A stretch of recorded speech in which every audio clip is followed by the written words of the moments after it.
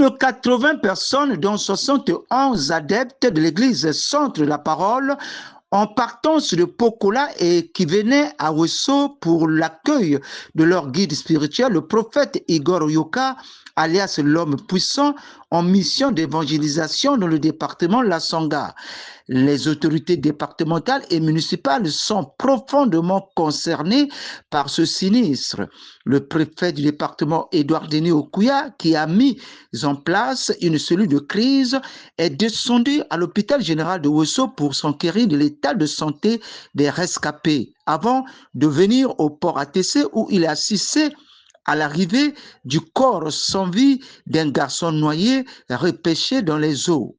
Édouard Denis Okuya décrit les circonstances, le bilan provisoire et les causes de cette tragédie de la rivière La Songa. Et hier, je pense que vers 11h30 midi, nous étions informés qu'il y a eu un naufrage d'un bateau, un embarcadère qui était en train de traverser du côté de Pokola qu'on appelle Djaka pour aller à Wesso.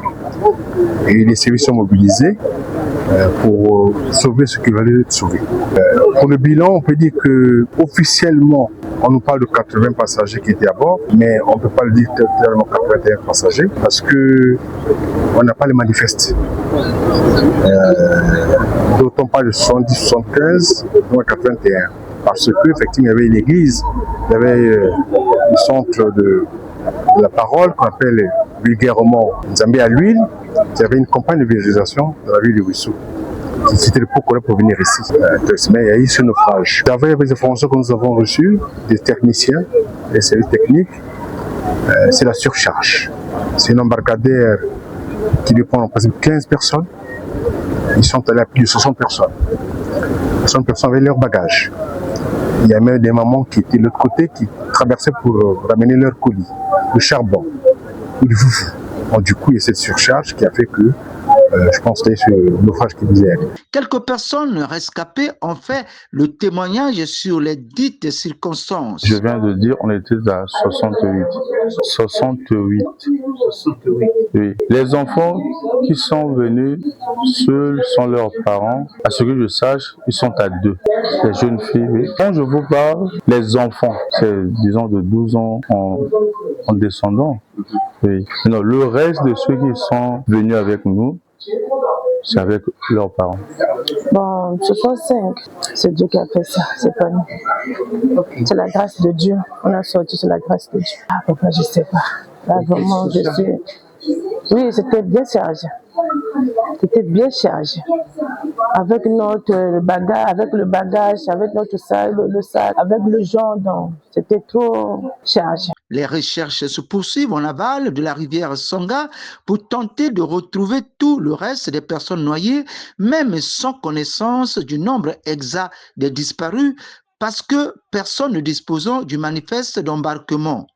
Le préfet du département, Édouard Denis Okuya, en tire la moralité et les leçons. Vous savez, le malheur nous est arrivé, mais le malheur va faire qu'on puisse revoir les choses et travailler dans la règle de l'art. On sort de la réunion tout à l'heure avec tous les services, que ce soit les maires de Pokola, le maire de Wesso, et les services techniques et la force publique. Je pense qu'on va changer le mode d'opération. Parce qu'effectivement, on a constaté qu'il y avait certaines personnes qui s'occupaient de ce que l'État devait faire.